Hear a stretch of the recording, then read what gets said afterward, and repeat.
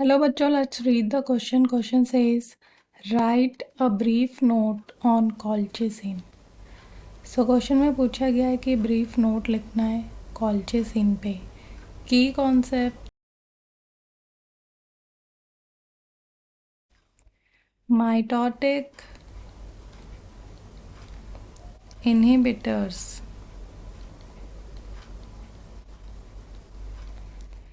तो जो mitotic inhibitors होते हैं उन्हें कॉमनली यूज़ किया जाता है to cause.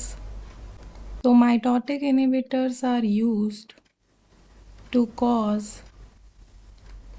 polyploidy in plants during their cell division by preventing chromosome separation.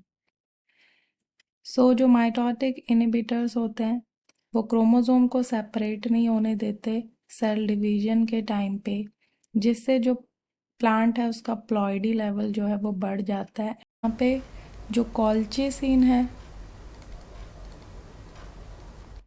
So is a mitotic inhibitor and इसको यूज़ किया जाता है to cause polyploidy in plants. And जो पॉलीप्लॉइडी होती है is a condition where cells possess more than two sets of chromosome, which also serve as an important mechanism for plant evolution.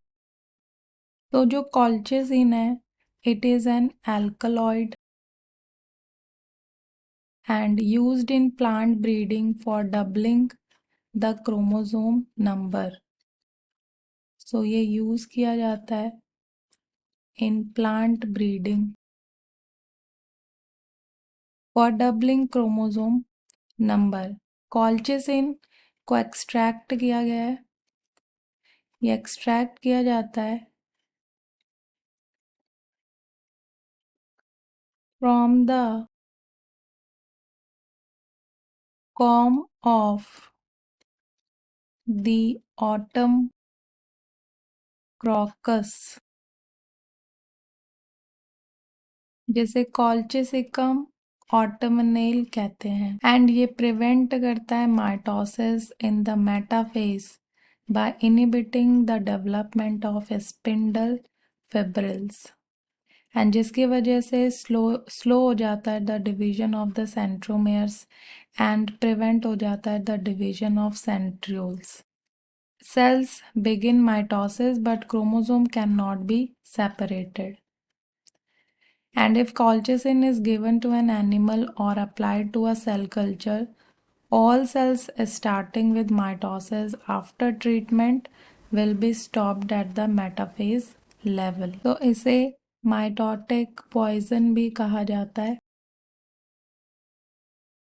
क्योंकि ये जो केमिकल है it does not inhibit chromosome replication. As the result जो colchicine treated meristematic cells होते हैं they show doubling of chromosome, and इस property की वजह से जो क्रोमोसोम नंबर है वो बढ़ जाता है. क्रोमोसोम सेट्स जो है नंबर ऑफ क्रोमोसोम सेट्स और जीनोम्स वो बढ़ जाता है. इसी को पॉलीप्लॉइडी कहते हैं. एंड पॉलीप्लॉइडी जो है वो प्रोवाइड करती है new varieties and species, vigorous offspring, and colchicine induced polyploidy has been used in raising several varieties of horticultural and agricultural plants.